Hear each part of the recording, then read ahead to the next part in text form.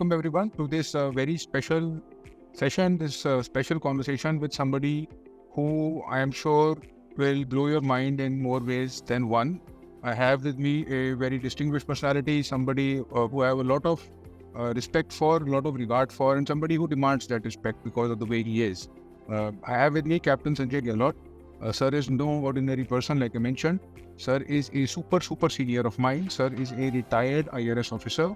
He retired as the Principal Chief Commissioner. The Principal Chief Commissioner, no less. This is one of the highest posts, one of the highest ranks that one can achieve in the IRS cadre. Sir is also an army veteran. He started his career in the army, but then about 6 years into it, he decided to switch to the UPSC, and without any academic bridging and with a gap of 6 or 7 years in his academics, he cleared the UPSC exam. Cleared the UPSC exam out of the blue, got in, also got selected in the UPPCS, also was called for interviews for a political science professor. So sir is, obviously you can tell that he has a vast intellect, and I don't think it has faded, and in fact seems to be getting only sharper with his age. Now, after his service in the Indian government, sir has been a mentor, an active mentor, a very vibrant personality, and he's been grooming people into what the UPSC wants as far as officers are concerned. And he has a very strong track record of it. And the biggest testament to his track record is this. And this is not a joke, and it is not an exaggeration. Sir's own daughter, Petal Gehlot, she secured All India rank 96. She is an IFS officer, an Indian Foreign Services officer. She is the first secretary of India. She's a permanent to the permanent mission to the United Nations. She represents the country in these important forums, and just this year she responded to Pakistan on behalf of India. That is no small feat, and it's a very clear testament that sir is at least responsible for grooming one generation of civil servants, and he's done that outside of his family. So he definitely knows something that we do not, and I hope that we can have the benefit of his knowledge today. Sir, I run a free mentorship program. A lot of students use it. A lot of students benefit from it. It is my genuine pleasure, and it's a privilege to have you here to talk to them. And sir, whatever you would like to say to them, please give them the crux of your learning as far as possible, and then we'll go on to think. Surely. Thank you very much, Ravi. Thanks for inviting me. And it's always a pleasure interacting with you. You have introduced a new concept of gamification of the preparation. So if I got it correctly, and that's really a novel way of looking at the whole thing. And so to begin with, Ravi, both of us have been through the grind, and to describe what UPSC exam is, I would say it's a 1,000-mile race. And 1,000-mile race and its completion and its preparation obviously involves quite a few of things. One, that one must have the endurance, because ultimately it is the test of endurance. Whoever can reach the final destination, without getting tired or demotivated, is the person who has cracked it. That is the thing. Secondly, in order to run 1,000 miles, you should develop your muscles adequately. Now, to take this example further and indulge in some disambiguation, the preparation for UPSC actually should ideally start, I think, after 12th only, ideally. Therefore, I remember when I did my 12th, way back in 1979 to 78, my father decided to dispatch me to, I was a science student and I did very badly. He was very hopeful that I will crack IIT and stuff like that. I was nowhere near it. I make a honest confession. And he said that I will dispatch you to Allahabad University. He bought me a, Oxford Concise Dictionary, and also a syllabus from a booklet from a very old IAS institute. I would not name it. That institute is very much around even now. So that booklet gave a lot of things, what to read and how to go about the whole thing. So I started, those days Statesman was a very eminent paper, and S. Nihal Singh used to be the editor.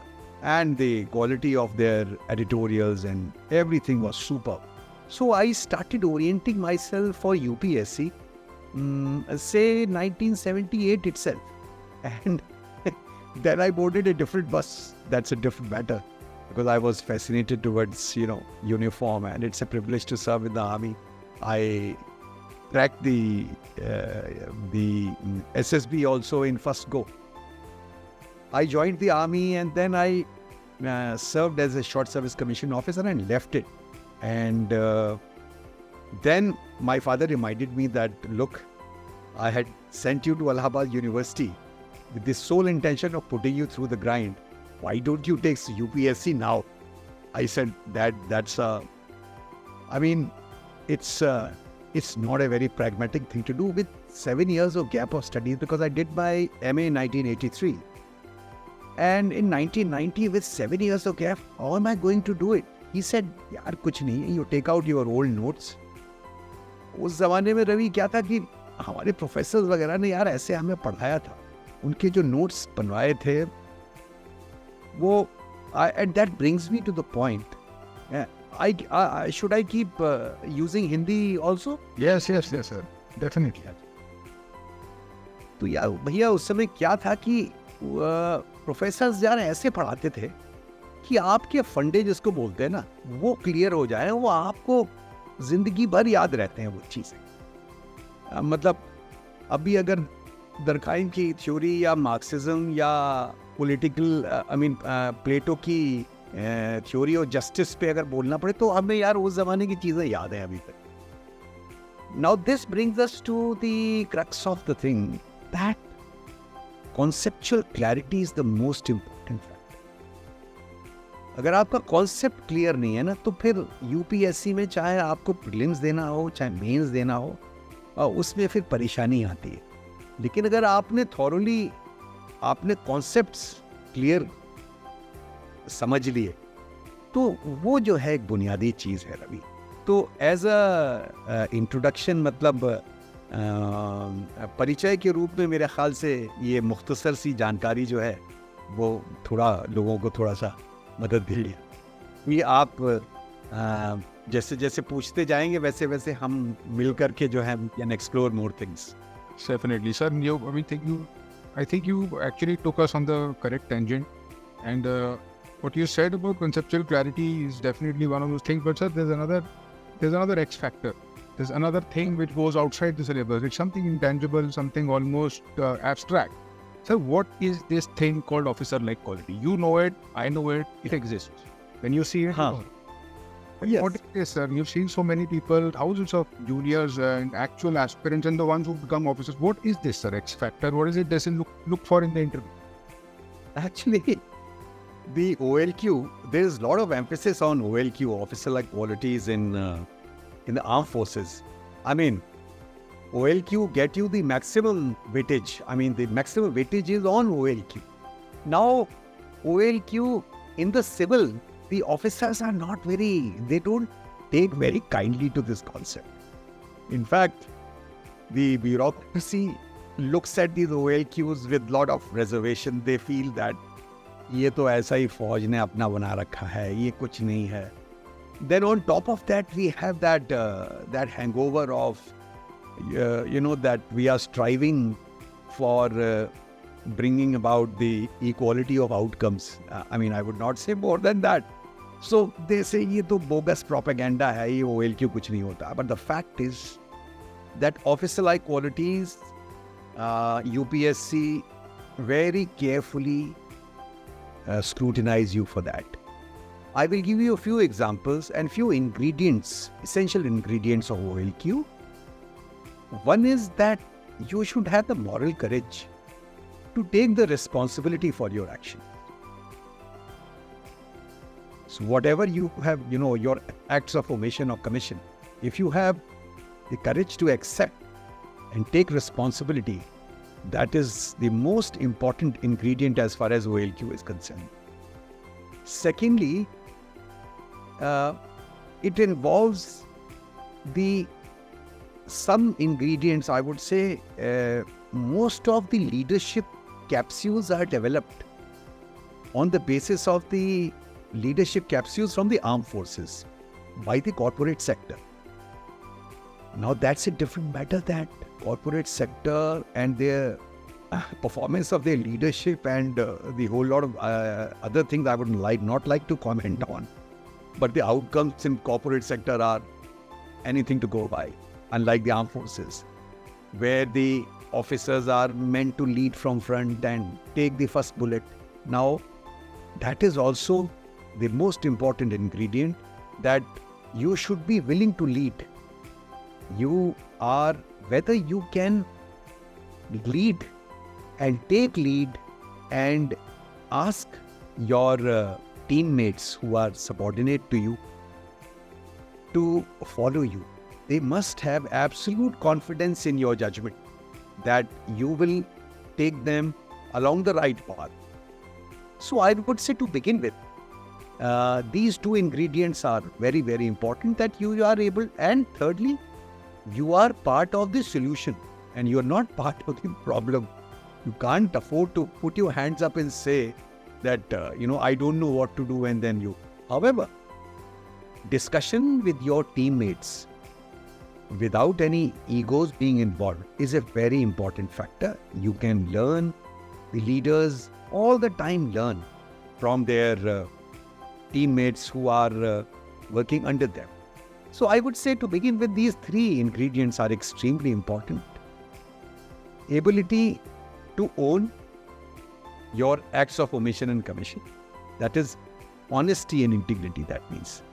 So what is being asked in ethics paper also, which everybody, cram and then just reproduce. But the fact is, the UPSC is actually testing you through very subtle questions, whether you have really imbibed or do you have those things in you. And second, take the lead, being a problem solver, and also have the ability to anticipate what lies ahead. Napoleon said that the art of warfare involves that you should be able to see on the other side of the hill well before the action has begun. So OLQ basically is this. That's a very important, relevant thing, and I completely understand that, because I've seen it. And I've seen it in my colleagues, I've seen it in other people who've made it, I've seen it in others who have not made it also. So the fundamental question for me is this: as of now, when I need to help people clear the UPSC interview, and I need to help them in as much force as possible. And also I should announce to the audience that Captain Sanjay Gehlot sir is the chief panelist on the interviews, and he'll be helping me. And then also there's another important thing which I'm very grateful for he's doing with us. Sir, how do you inculcate this? Given a short span of time, can they be trained for? Ravi, they can be, although the personality traits, the process involved is firstly pulverizing your personality completely and then making you again like the armed forces do. So, armed forces, when you land up in the academy, people come from the diverse backgrounds with some long hair and electric guitar in their hands, like me in my case. And when you land up there, they give you a crew cut, make you wear the dangri, and call you Joker, because you do look like a Joker, and completely break you and make you again in a new mold.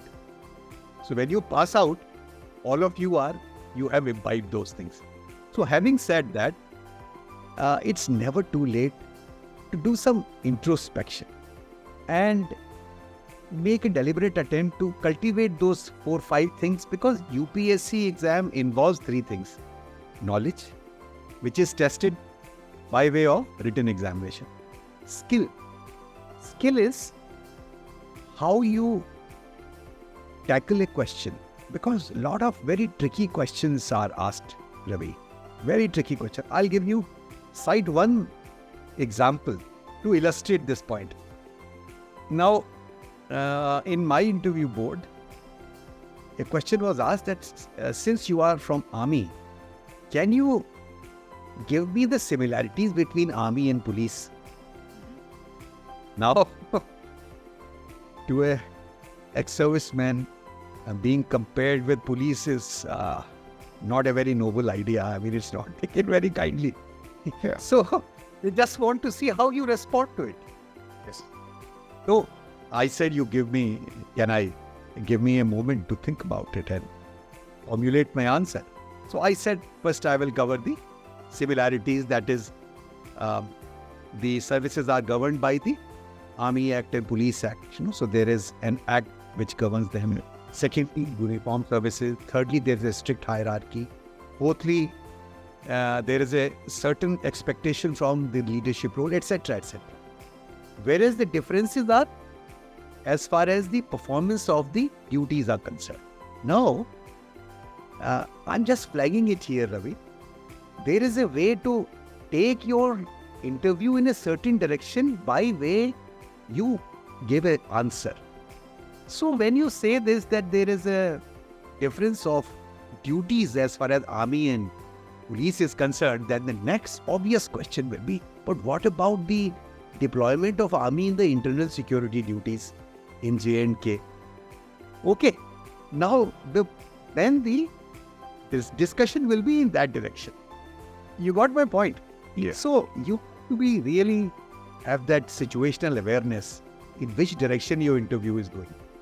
And it is completely avoidable to, of course, when we do the interview, we will be briefing each candidate, separately and really tell them, give these tips. But, so this is the thing. एक वसीम बरेलवी का एक बहुत ही खूबसूरत एक उर्दू का couplet है कि कौन सी बात कहाँ कैसे कही जाती है, कौन सी बात कहाँ कैसे कही जाती है, ये सलीका हो तो हर बात सुनी जाती है. No, that's beautifully put, sir. And I should also say that sir is not, again, this is another thing which about him is astounding. Sir is a trained musician. He's a trained classical musician. He has degrees in music. He creates music. He is a true guitarist. And that's not just a joke. You can check him up, look him up on the internet. You'll see the quality of his music. It is staggering. I've seen him, I met him, and I've seen him play a rag on his piano just like that, just without anything. So he's that type of a person. So that brings me, sir, that you are a very uniquely well-suited person. No higher authority to tell us about the hobby section of the interview and how that should be treated. So Ravi, DEF 2 must have been filled by all the candidates. I think 16th or 17th was the last date. If the viewers who will be watching this video, if they see my earlier panels, I did raise, in fact, been consistently quizzing the candidates on their hobbies. Somebody will say that I am a guitar player, so I will ask him which guitar you have and what styles do you play. So in the key of C, what is the related minor scale? So that gives you an idea कि बंदा सट्टे मार रहा है, झूठ बोल रहा है या वाकई में कुछ गिटार प्लेयर है. Similarly, if you mention that you have done Visharad or Praveen in Hindustani classical, then had the opportunity last year of asking a candidate ki, what are the peculiar features of Rag Bhairavi? Now, answer was given, but the panel assisted the candidate in how to respond to a question like this. In case you don't know the answer, there is no harm in saying that my knowledge is limited and I have only this much I know. But if you say that you know about it, then you better know about it. Because some odd panelist, I mean like me or somebody else who would be knowing the subject will quiz you in depth just to assess the first quality, whether you can accept your ignorance or your knowledge. So that is very important. Sports similarly. We will, I think the candidates who will be taking mock interviews with us, we have our co-panelist Major General Anil Sanger. He has been an excellent sports person. NDA, IMA Sword of Honor, Commando Dagger. general commanding, and so he is, will be able to guide students on sports. And if you have mentioned things like chess or cricket or football, then you better know everything about it, because anything can be asked. If you mention similarly other hobbies, it's because, let me tell you, broadly speaking, 90% of the interview is what you have written in Def 1 and Def. Right. So that, let's take a step back into a point of time where the student has not yet qualified for the interview. They have to prepare for the mains, they have to prepare for the prelims. So this first thing you mentioned, one of them was knowledge, the other were officer-like qualities and the other attributes. The knowledge, sir, the knowledge acquisition. What is the approach that you suggest for people? And given the fact that the world has changed from the time that I did the exam, I did. Now with the social media and the attention spans are entirely different. People's behavior patterns are different. What do you see people doing that seems to be working that is not commonly known that you can share? Okay. So, Ravi, here is the thing. I will quickly share 15 tips. And of course, we can talk about it. I mean, it will involve actually a separate session, very honestly, but no harm in giving a lowdown, or shall we say, the general drift. The first point is that you must get yourself adequately ready.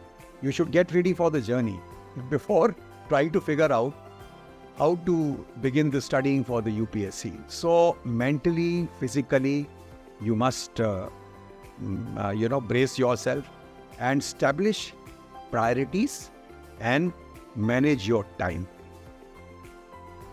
And therefore, the most important thing is that you must know the UPSC exams format inside out and pace your preparation accordingly. Okay? So, very briefly, this, if you have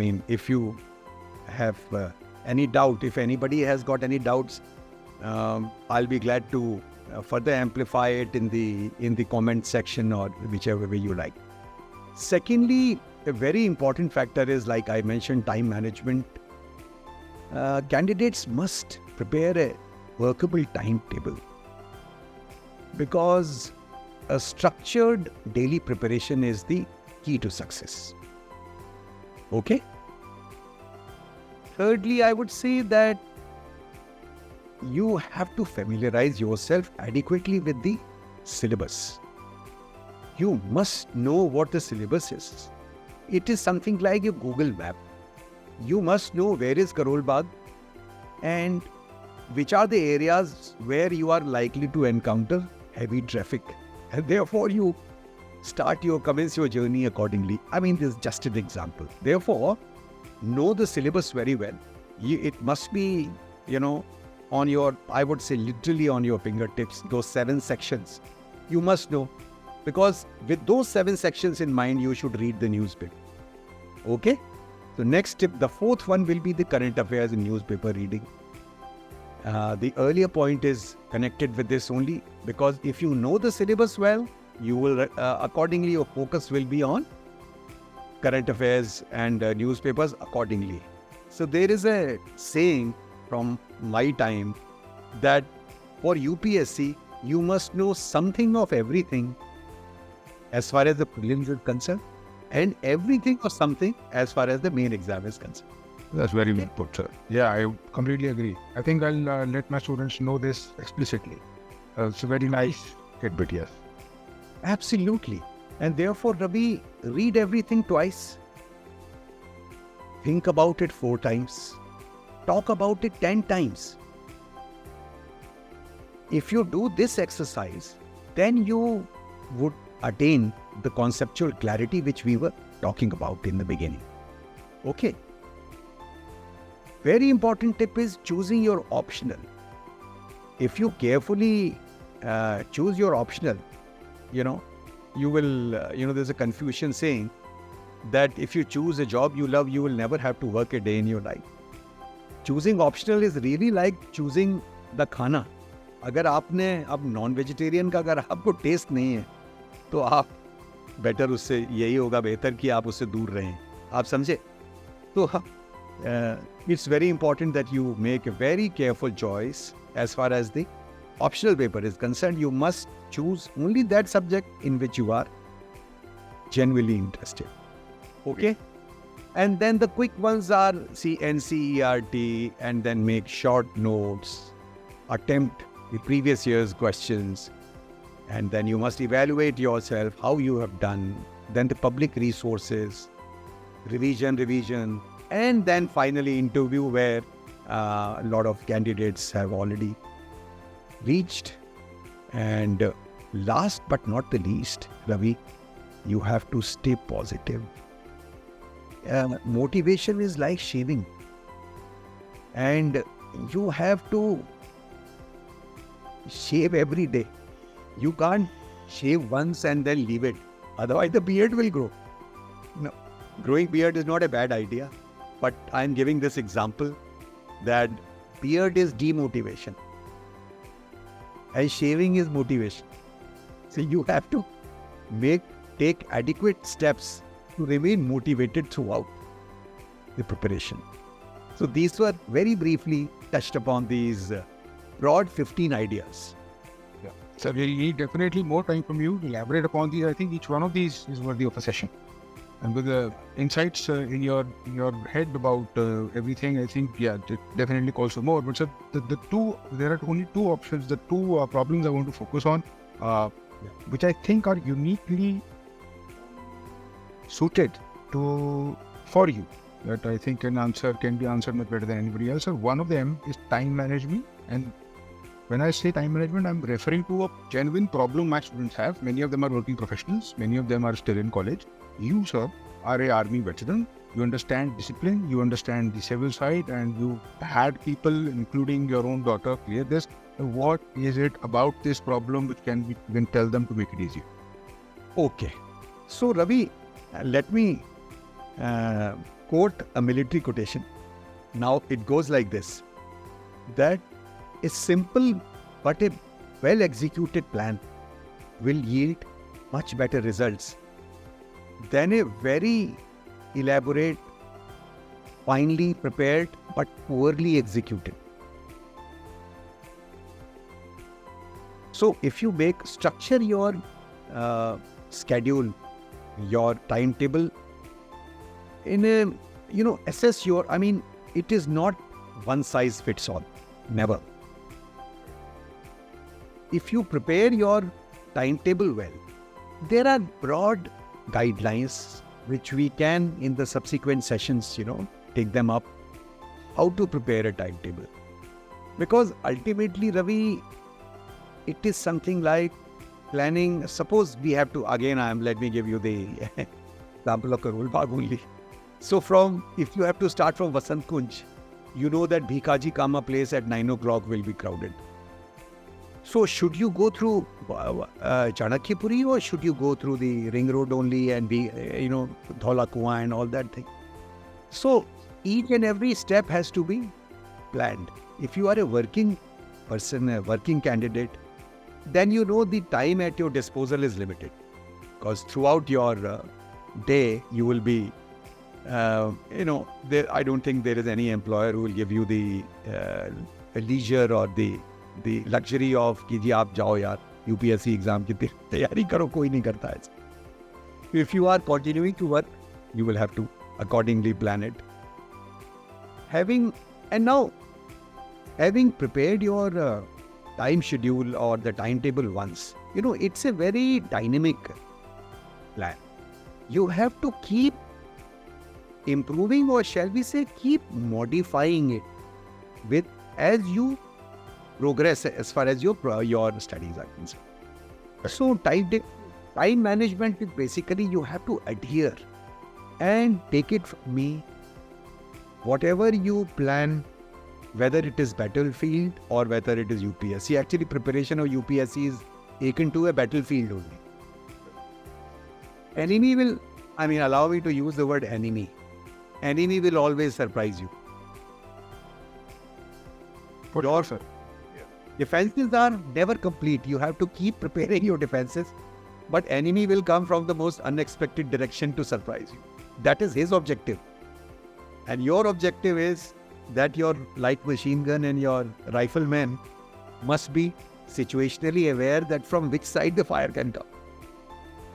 So you have to keep preparing and keep fine-tuning your preparation and remain flexible. So that is the key. I agree completely there. And so speaking of fire, and of course, there is the enemy around us when you prepare for the UPSC, but the story never ends. Then one goes into life, and then there is the career to be managed. And there's also such the situational awareness of where you are in your life with regards to a plan B. Should you be completely committed to the UPSC? Should you be targeting other government exams? What is your philosophy with regards to this plan B? Actually, Ravi, when I took the exam, I was really allow me to cite one more Urdu couplet from Mirza Ghalib, Certainly. and which captures the essence of the thing. कि रंज से खूगर हुआ इंसान तो मिट जाता है रंज. खूगर कहते हैं अभ्यस्त हिंदी में. You know, रंज कहते हैं दुख को.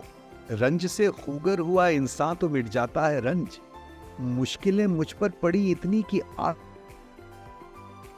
मतलब if you have faced so many adversities or adverse circumstances that now every difficulty has become easy. Yes. So Yeah. I had left the army. I was married and Petal was born by that time. I had the responsibility of wife and child. I had no choice. I was really against the wall. And in 9 months, I took coaching in all subjects, at all stages. हमारे ज़माने में 2 optional होते थे, SIR and sociology. The candidates who will be taking interview with us, they better be prepared about these 2 subjects. Hopefully, I'll be able to do justice to them. And in 9 months, I had to do everything. And systematically, first I prepared only for the prelims. My preparation was such. With an overall situation awareness ki main bhi karna hai. First I cleared prelims, then mains, and then interview. So don't think that car headlight approach is not a very bad idea. At the same time, you should have effective planning also. Great. Remain focused on what is immediate. And I think that approach should help you. And second, very honestly speaking, I had the plan B and C, therefore I qualified in PCS, PCS UP also, and filled the form for the assistant professor's job in one of the Madhya Pradesh universities also. Pol Science only, since if you have prepared the Pol Science of UPSC and having done masters in Pol Science, second generation, my mom had done MA Pol Science in 1974, then I did it, then Petal did it from LSR. So we are Pol Science people. If your subject is good, then it is a pleasure. Let me tell you, 2 phases of my life have been extremely enjoyable. One is preparation of the UPSC. Immensely enjoyable. You have to enjoy. I immensely enjoyed, although I was unemployed and I never thought about ki kya hoga. You see, you see, the eagle relies on its wings to be able to soar high in the sky, not on the wind. So if you have confidence in your wings, then you can fly and soar high. तो alternative रखो. मेरा कहना यह है कि आप इसी UPSC के प्रिपरेशन से आप बहुत सारे इम्तहान दे सकते. थोड़ा उसमें चेंज है, आप उसको थोड़ा सा चेंज कर लो, मॉडिफाई कर लो. लेकिन ये जो मदर प्रिपरेशन है, एक mother of all battles if I may say, तो छोटा मोटा स्कर्मिश तो आप उसको वैसे ही निकाल दोगे. तो ये मेरा जवाब ये है. That's very well put, sir. I don't think I could have put it better myself. You put everything and you use a lot of beautiful metaphors, especially the ones in the armed forces. Sir, just to put the entire spirit of this conversation and what I am gathering from you is that there is something called a warrior spirit. This warrior spirit exists. I believe in it as a tangible reality. I think some people have it. I think the same warrior spirit exists in soldiers, it exists in athletes, it exists in anybody who is happy to compete. And if you compete, it just sort of just arises in. Have to have that and to go along with everything else with a very smart, practical mind simultaneously is the key, I think. Absolutely, you said it, Ravi. You said it. Absolutely. Good. So thank you. I cannot thank you enough for this conversation. I'm really looking forward to many more conversations like this with you. I'm sure the audience will truly appreciate your insights, and just your personality is itself a lesson in its own, apart from the things you said verbally. Thank you so much, sir. It will be my pleasure to have you again. It was great having you. Thank you. Thank you very much, Ravi. Look forward to have many more sessions, and let's bring up the new leadership with the new ethos and Looking forward new to it. values. With you, sir, looking forward to it. Thank you. Thank you. Good day. Thank you. Thanks. Bye.